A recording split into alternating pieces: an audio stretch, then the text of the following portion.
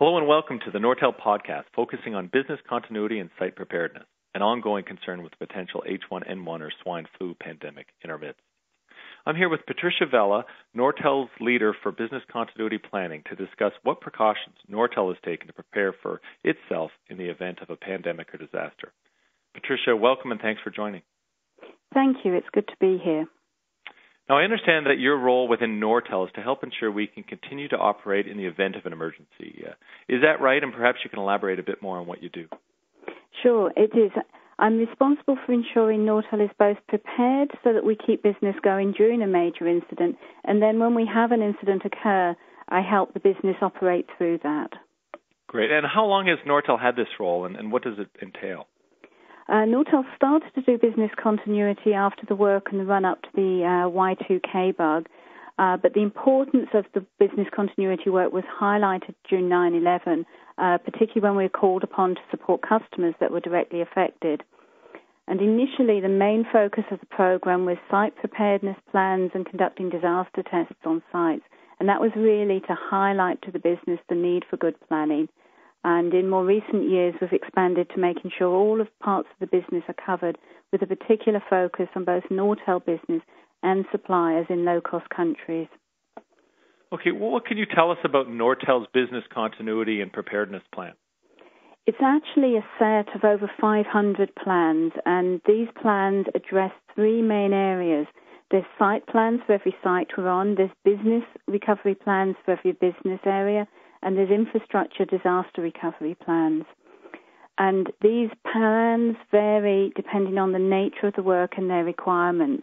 I mean, for example, a service support team would have very different requirements to an R&D group.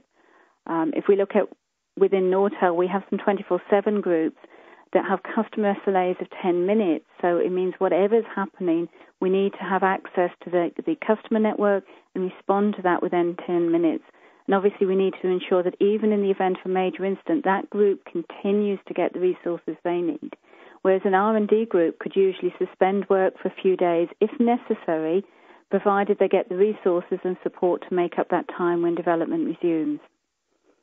Okay, that certainly makes sense. Can you tell us what do we do when an incident does occur? We've got two main strategies we use to keep the work going during an incident. We transfer as much as we can to home working, and we transfer the rest to alternate groups out of the affected country or region. And actually, as a business continuity manager, my job is made considerably easier by the ability to use our own technology, because it doesn't just make the transfer to home working easier, it enables us to run virtual command centers, which lets us utilize our experts to aid recovery wherever they are in the world. Okay, great. Now, can you tell us exactly what types of scenarios the Nortel plan considers, and are there any instances where Nortel has had to invoke its plan? Our program covers a variety of different scenarios, including natural disasters, terrorism, pandemics, labor disputes, and those are just a few examples. It does go on. And we actually typically invoke our plans somewhere in the world several times a year. Really? Can you give us a couple of examples of a few of these? Yeah, sure. We get a great variety of incidents. I mean, we have some regular ones. Every year, at least one of our North American sites gets hit by a hurricane, and these sites have got very practiced at handling these incidents.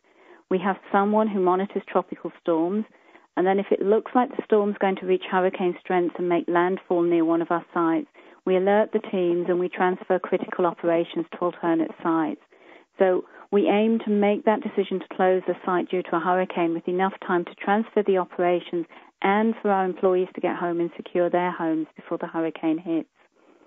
But it's not just natural disasters. Last year, our site in Islamabad, Pakistan, was beside the Marriott Hotel, so that was destroyed when the Marriott was blown up last September. I mean, we were very fortunate. All our employees had left for the day, so no one was hurt, but we had to immediately invoke our plans for the site. When we assessed what resources were available, we couldn't get access to the site, but the equipment, the Nortel equipment in that building was still working despite the blast damage. So that made it a little easier to continue. We transferred the majority of employees to home working and opened a small temporary office for the administration tasks. And the focus we had over the subsequent few weeks on tracking operations and issues as part of our business continuity process meant that some of the regular quarterly tasks were actually completed ahead of schedule for that quarter. So the process worked. It kept work going, and we didn't underperform on anything. Really, that's great and very interesting. Do you have any other examples you could share? Well, one of the more bizarre times we've had to invoke our plans was when a Bollywood star died in Bangalore in April 2006. Now, as I'm sure you know, Bollywood stars have an absolutely huge following in India, and this particular one was one of the biggest. And so after his death, about 60,000 fans took to the streets, and rioting started, vehicles were set alight, and the police had to use tear gas. And then Bangalore shut down for 2 days of national mourning. Now, this impacted us directly, and it impacted our suppliers. And in particular, we had a supplier-run 24/7 call center shut down for the entire 2 days.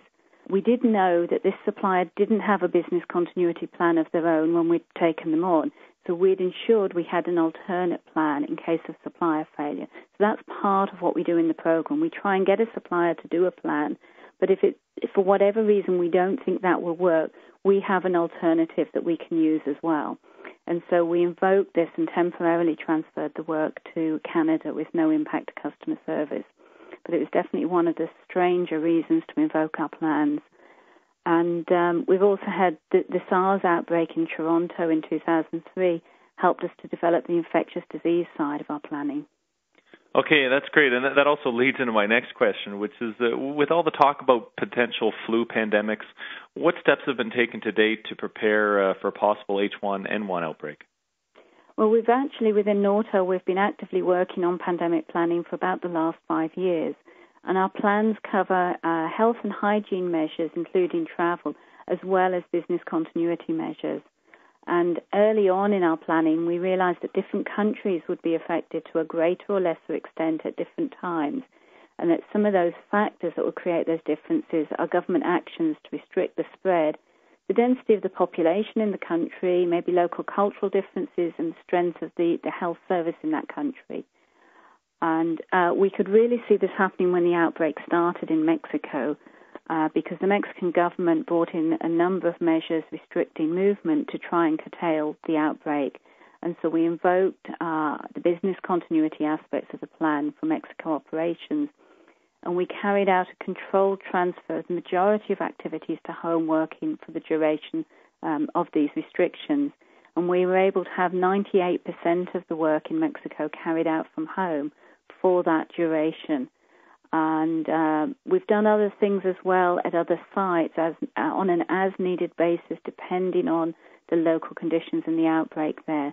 So, for example, we do increased site cleaning whenever we have a suspected case, and we've been rolling out an employee education and awareness program. And we expect that we'll have to invoke the more detailed business plans that we invoked in Mexico as the outbreak increases this fall, but it will be different in different countries at different times, as I said before. Great. Okay, no, that's great. That's good to know. What can people do that are interested in learning about how Nortel's preparedness program can help them with their business continuity planning? Well, I'm very happy to share the details of Nortel's preparedness plans with our customers, and there's an overview available, so if anyone's interested, they just ask their Nortel account Prime to contact me, and I'll provide them with a copy.